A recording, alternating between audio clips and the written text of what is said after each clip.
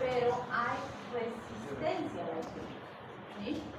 Y obviamente sí puede haber algún tipo de deterioro o disminución de la producción, pero en general el problema básico es la resistencia.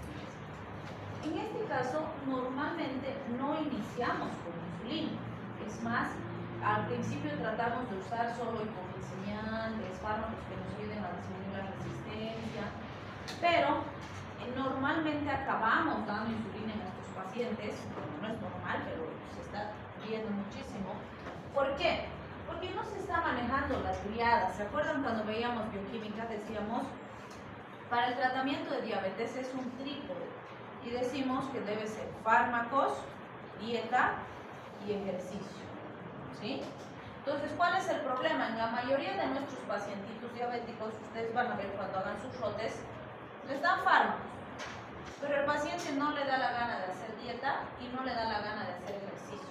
Entonces pretende que con este solito mágicamente esté bien controlado su diabetes y eso no ocurre así, ¿sí?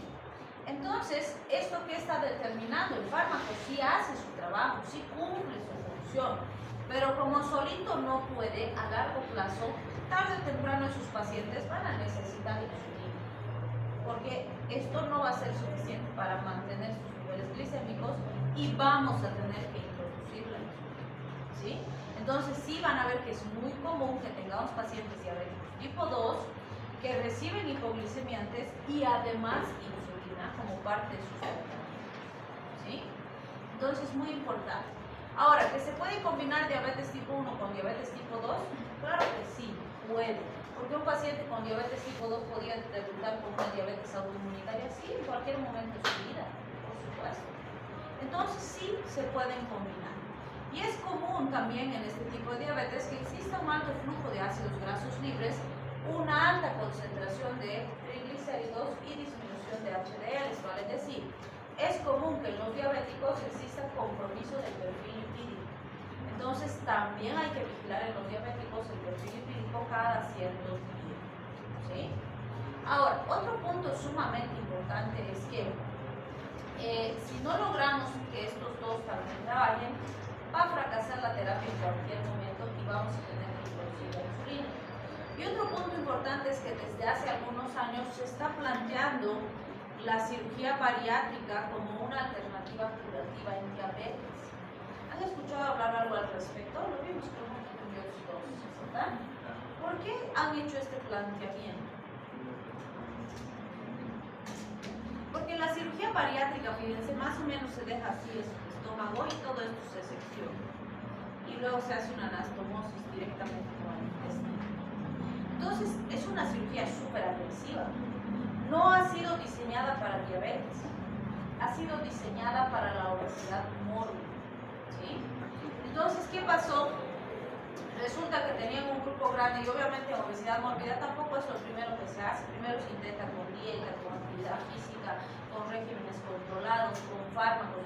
Y si todo eso no funciona, recién le vamos a sugerir al paciente una cirugía bariátrica. Obviamente hay variaciones, ¿no? Hay otros que hacen secciones así más largas, otros segmentos, hay la manga gástrica, el balón gástrico, hay varios procedimientos.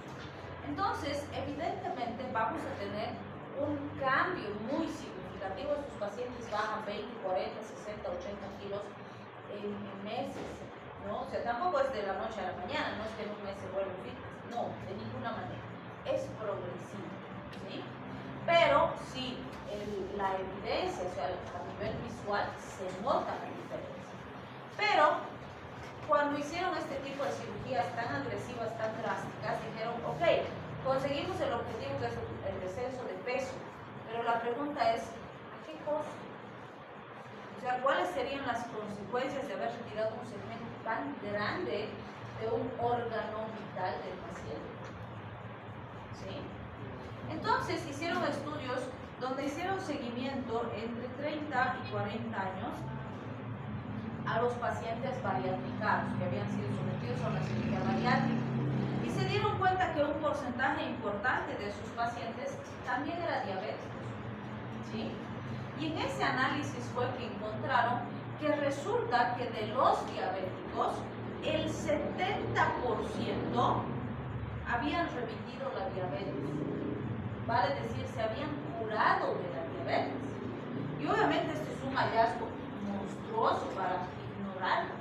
No saben exactamente el cómo, o sea, qué ha pasado para que ese paciente diabético deje de ser diabético. No está muy claramente explicado, hay algunas hipótesis, pero se está estudiando ahora para ver por qué remiten la diabetes. Pero ¿qué pasó?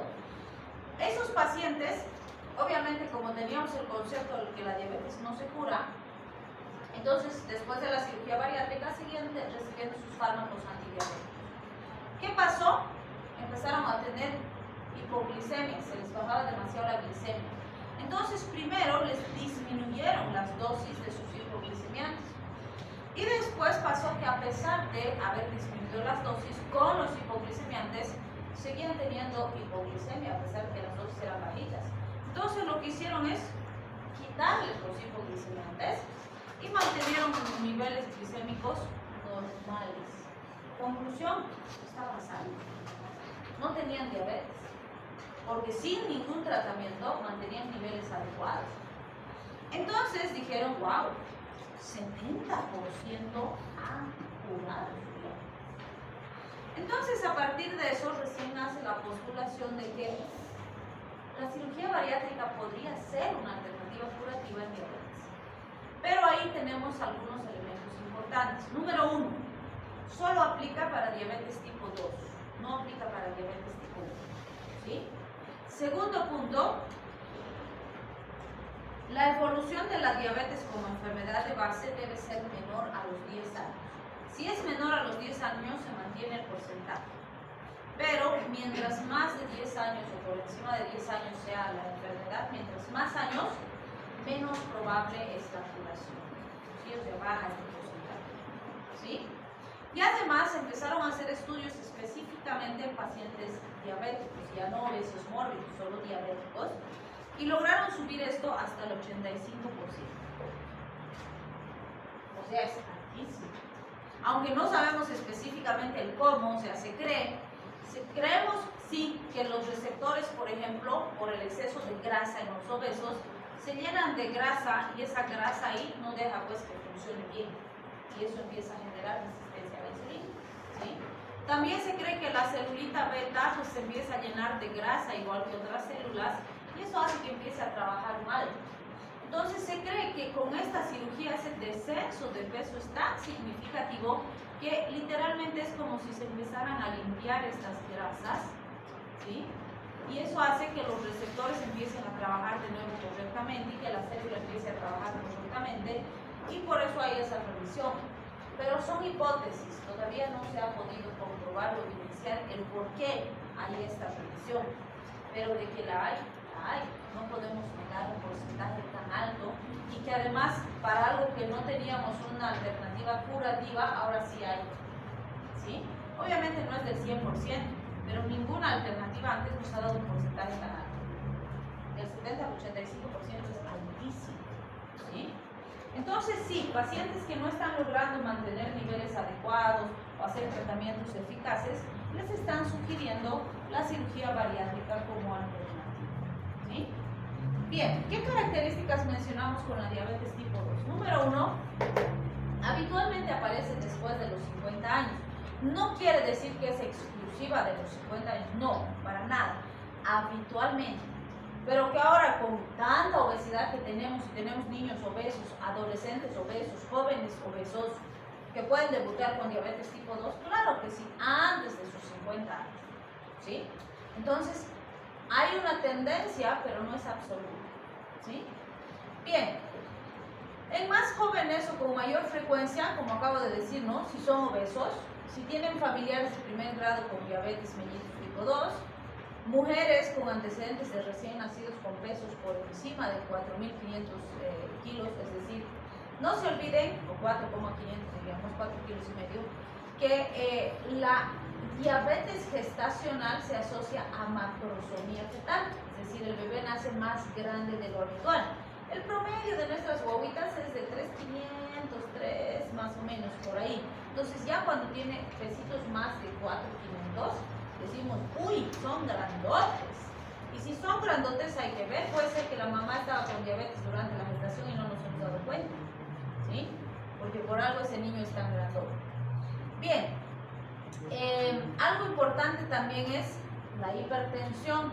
Los hipertensos tienen más riesgo de debutar con diabetes tipo 2, pacientes con trastornos lipídicos también, y pacientes con antecedentes de glicemias en ayunas alteradas o con intolerancia a la glucosa. Y por eso les decía, siempre que queremos o estamos sospechando de diabetes no es suficiente, o sea, no se conformen con la glicemia en ayunas. Si bien es importante y nos va a dar un parámetro general, no es suficiente. ¿Por qué? Puede ser que el pobre páncreas está trabajando el triple, porque hay resistencia, entonces trabaja el triple y logra mantener niveles glicémicos adecuados. Si le hago glicemia en ayunas y me sale, no sé, 95, está bien. Pero es porque el páncreas está trabajando el triple, ¿sí? Y eso va a durar un tiempo y luego va a empezar a subir porque el páncreas ya se está cansando y ya está trabajando mal. Y he perdido tiempo valioso para ayudarle a ese páncreas que se mantenga sano, ¿sí? Entonces, siempre que hago perfil glicémico, tengo que hacer también hemoglobina glicosilada, tengo que hacer nivel de insulina plasmática para ver si no hay resistencia. Y obviamente también con la clínica, ¿no? Ver si no hay acantosis, si no hay las 5Ps, etc. ¿Sí? Bien, en la diabetes de tipo 3, decimos, en estas están relacionadas, como decíamos, con varias otras enfermedades que pueden producir la alteración glicémica del paciente. Hablamos, por ejemplo, de defectos genéticos de la función de la célula beta, y a esta se le ha denominado diabetes MODY, que es una de las últimas que se ha descrito. También podemos hablar de enfermedades que afectan al páncreas, como las pancreatectomías. Por ejemplo, la pancreatectomía es común, es un procedimiento común en el cáncer de cabeza de páncreas, porque obviamente por ese cáncer tengo que extirpar una parte importante del páncreas y eso va a determinar que pierda donde se producía la insulina, entonces va a haber menos y va a haber diabetes. También las pancreatitis, que suelen ser además bien letales, ¿no? Un porcentaje alto de las pancreatitis fallecen. Entonces, durante el proceso donde hay la inflamación, está edematizada la glándula, etcétera, su capacidad de producir insulina después es deficiente, y ahí se nos puede ir complicando, ¿sí? También hablamos de las extrapancreáticas, es decir, enfermedades, tumores, lesiones que afecten al hipotálamo, a la hipófisis, y sabemos que estas dos comandan la función pancreática. Entonces el páncreas está bien, pero está funcionando mal porque sus jefes están enfermos, ¿sí? Entonces, todos esos elementos. Y obviamente cuando hablamos de la farmacoterapia, uno de los grupos más importantes es el de los corticoides. O sea, recuerden que las sustancias esteroideas, como los corticoides, la dexametasona, metrametasona, etcétera, aumentan la resistencia a la insulina.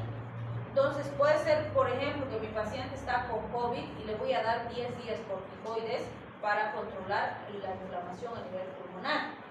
Y le puedo producir una diabetes farmacológica, pues, porque ha recibido corticoides en dosis altas por 10 días, entonces ¡pum!, sus niveles glicémicos se suben. No tiene la enfermedad, pero es el fármaco que está generando resistencia y eso hace que mis niveles glicémicos aumenten, ¿sí?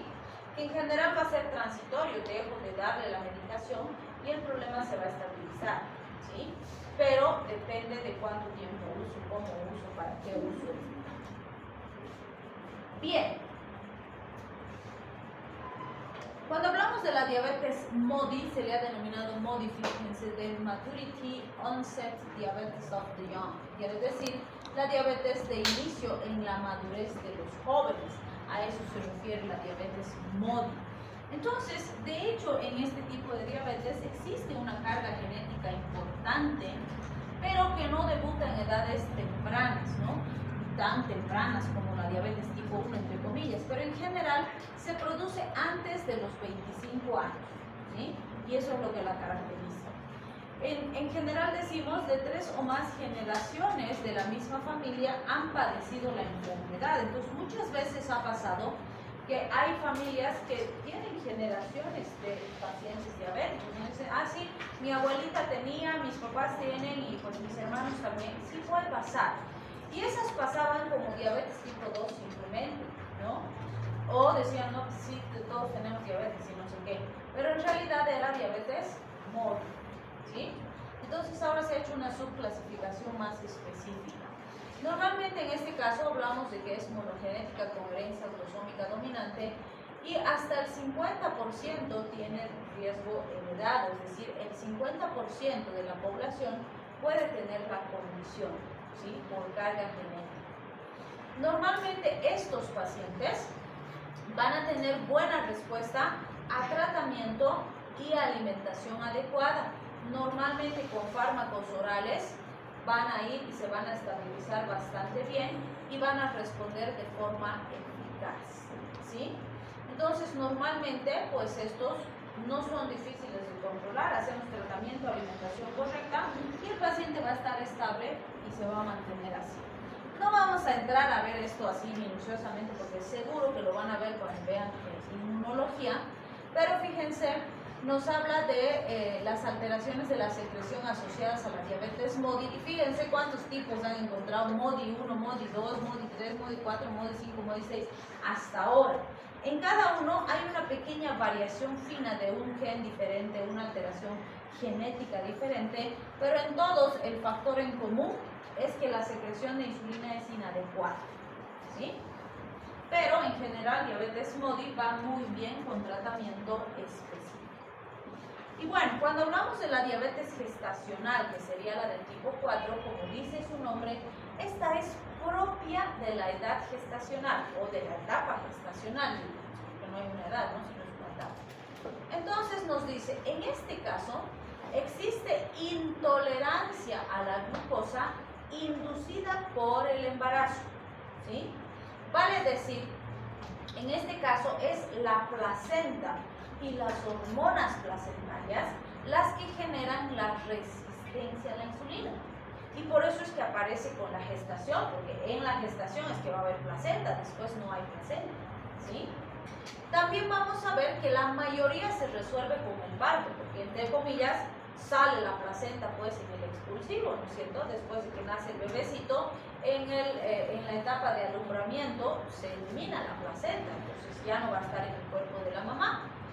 Sin embargo, puede haber un cuadro no diagnosticado de diabetes previo a la gestación y no era nomás una diabetes gestacional, sino que la mamá tenía diabetes, pero que no le hicieron el diagnóstico antes del embarazo.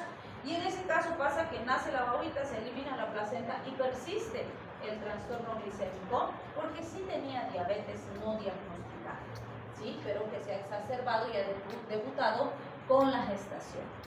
Ahora, ¿qué es importante? Existe una prevalencia de alrededor del 7%. La mayoría de los autores nos dicen entre 1 al 14%, dependiendo de la población y los criterios de todos los embarazos. Vale decir que el 7% de las mujeres gestantes podrían debutar con una diabetes gestacional es un porcentaje importante considerando la cantidad de pacientes que se embarazan cada año, ¿sí? Entonces, no se olviden que siempre que hablamos de porcentajes, les digo, no se dejen engañar por el porcentaje, ¿sí? Bien, cuando hablamos del diagnóstico de diabetes gestacional, vamos a ver que esta se realiza cuando se exceden algunos de los siguientes valores de glucosa en plasma. Y nos dice, si en ayunas está por encima de 92 miligramos de cilitro, a la hora, después de la prueba de tolerancia a la glucosa, por encima de 180 miligramos de cilitro o a las 2 horas por encima de 153 miligramos de cilitro, sospechamos de diabetes gestacional, ¿sí? Entonces vean, los parámetros varían un poco, ¿sí? Bien, normalmente para hacer el diagnóstico de una diabetes gestacional no lo hacemos al inicio del embarazo. Tomamos entre la semana 24 y 28 de la gestación, ¿sí? ¿Y por qué creen que sería eso? ¿Por qué no, por ejemplo, a la semana 10 o a la semana 15? ¿Por qué recién desde la 24?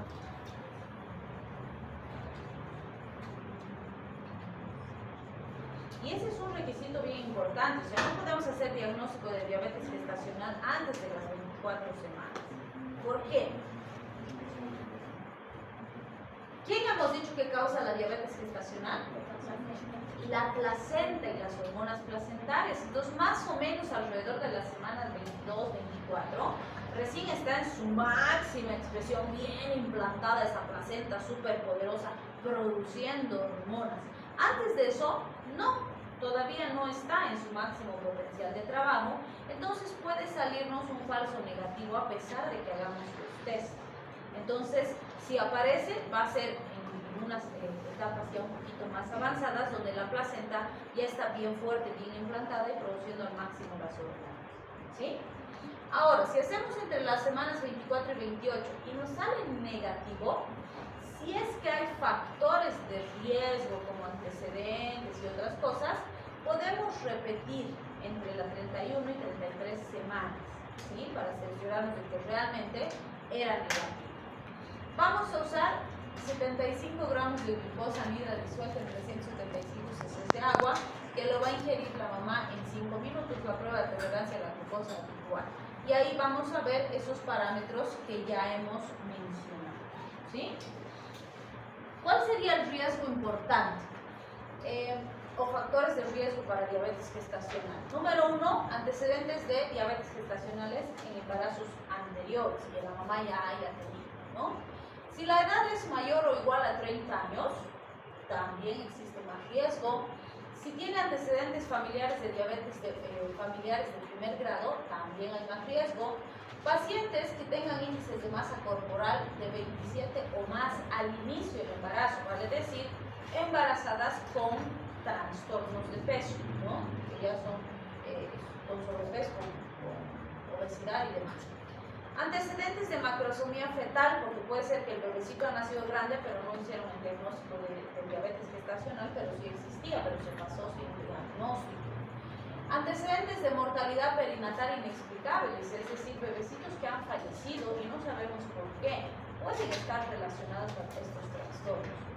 Síndromes de poliquistosis ovárica, y esto en nuestra población es súper común, o sea, en general toda la parte de Latinoamérica tiene un alto índice de poliquistosis, es decir, de pacientes con ovario poliquístico. Es súper común, entonces sí aumenta el riesgo. Antecedentes de madres de alto o de bajo peso al nacer, glicemia en ayunas mayor a 85 miligramos decilitro, preeclampsia, multiparidad, utilización de drogas hiperglucemiantes como corticoides, retrovirales, betamiméticos, etc., también aumentan el riesgo. Y obviamente, fíjense, hay elementos importantes en este grafiquito, pues nos muestra algunos de los que hemos mencionado, ¿no? Que se deben considerar como factores de riesgo importantes. Ninguno de estos determina, o sea, no son determinantes. No quiere decir, bueno, pues si es multipara, entonces va a tener diabetes o qué sé, diabetes gestacional. No, aumentan el riesgo. Y obviamente si tengo 1 más 1 más 1 más 1 más 1, claro, pues más riesgo, ¿sí? Pero si no hay factores, también podría debutar por diabetes gestacional. La única forma de que sepamos es que hagamos los estudios pertinentes para saber el riesgo, ¿sí? Bien, otras características importantes que debemos considerar están relacionadas a la insulina, a recordar los factores generales de la insulina. Sabemos que la insulina es un péptido, porque está compuesta por 51 aminoácidos, se procesa en el aparato de Golgi de las células beta, se almacena en gránulos y un páncreas estándar tiene 8 miligramos de insulina, que sería el equivalente a 200 unidades de insulina. Y recuerden este valor, 200 unidades de insulina, es una cantidad súper alta de insulina, suficiente y por demás para controlar cualquier elevación glicémica que se pueda presentar en el paciente, ¿sí? Bien, además recordamos que la insulina en condiciones generales en nuestro organismo se secreta a un ritmo basal y a un ritmo estimulado. El ritmo basal es un ritmo constante, vamos a decir, y el ritmo estimulado está relacionado a la ingesta de alimentos, la introducción de proteínas, carbohidratos, etc. Además, la insulina se degrada en el riñón y en el hígado. Entonces, ¿qué factores estimulan esta secreción de insulina? La presencia de azúcares, aminoácidos, el péptido 1-glucanoide, la colecistocinina, la actividad vagal y los beta-adrenérgicos. todos esos hacen que se libere más insulina, ¿sí? ¿Y quiénes inhiben la liberación de insulina? La somatostatina, la leptina, el aumento de la concentración de glucosa y de ácidos grasos de larga evolución. Pero ojo, esto es a nivel intracelular, porque la elevación de glucosa en sangre estimula la liberación, pero la concentración o la elevación de la concentración de glucosa dentro de la célula inhibe la liberación de insulina, ¿sí? Y lo mismo con las grasas. Bien, si hablamos del mecanismo de acción, esta es una celulita beta. Sabemos que las celulitas beta contienen gran cantidad de GLUT2, receptores GLUT2 de glucosa, y son muy sensibles a las concentraciones de glucosa. Entonces, cuando ingresa glucosa al organismo, la célula beta capta rápidamente esa glucosa. Eso hace que aumente su metabolismo y empiece a producir más ATP. El ATP, o el aumento de ATP dentro de la célula beta, es el estímulo para cerrar los canales de potasio.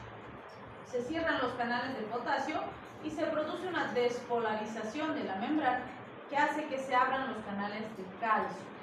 Se abren los canales de calcio, el calcio pasa a nivel intracelular y ese estímulo, ese aumento del calcio intracelular es el estímulo para que las vesículas se fusionen con la membrana de la célula beta y liberen la insulina, vale decir, todo eso tiene que ocurrir para que la insulina se libere, ¿sí? Y esa insulina, ¿qué va a hacer? Va a ir a actuar en otros receptores GLUT para que las células de todo el organismo empiecen a captar la glucosa y a meterla dentro de la célula, ¿sí? ¿Por qué nos interesa recordar este mecanismo? Primero, porque así recordamos cómo va a funcionar la glucosa, y en segundo lugar, porque hay fármacos, que actúan en este sistema. Por ejemplo, ¿conocen a las sulfonilureas? Les aseguro que conocen. ¿Le conocen a la glibenclamida?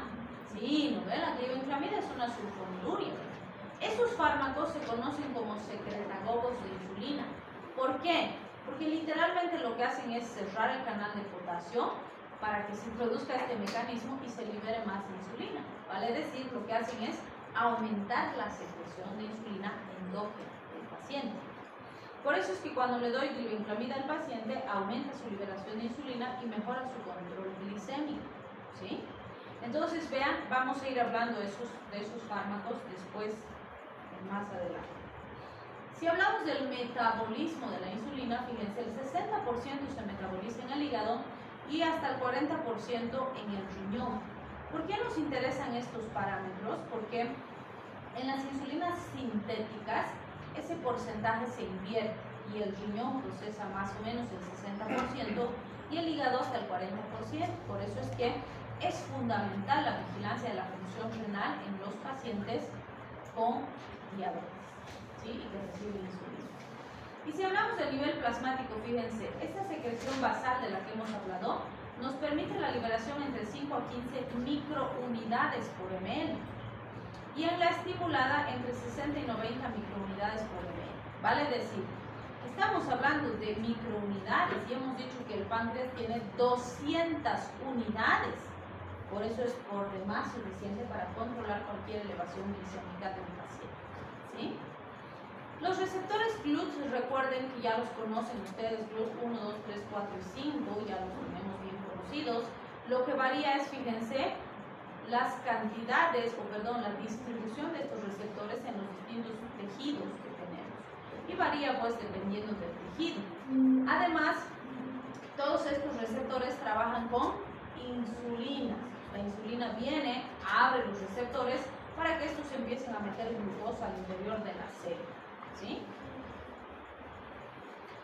Además, fíjense, la insulina para poder actuar necesita tener afinidad por su receptor específico. Y aquí nos dicen, existen situaciones y sustancias que pueden aumentar la afinidad de la hormona por su receptor y eso haría que la insulina trabaje mejor y el control glicémico sea más eficaz.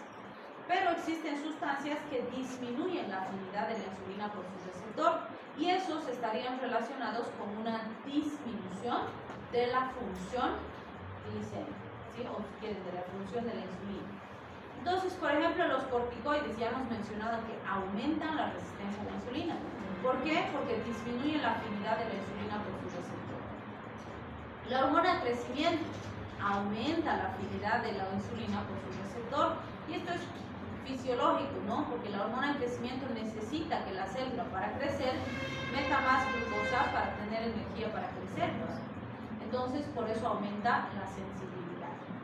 Y por supuesto, si hay alteraciones en los receptores o la cantidad de receptores, va a haber menos eficacia de la insulina para el control glicémico. Bien, aquí vamos a ver algunas características relacionadas con lo que sería, si quieren, la actividad de la insulina en los distintos tejidos. Sabemos que el páncreas va a hacer que se libere, va a liberar la insulina, pero para eso él tiene que recibir ciertos estímulos, y esa insulina va a ir a actuar principalmente en el hígado, en la grasa y en el músculo, y eso lo vamos a ver la siguiente clase.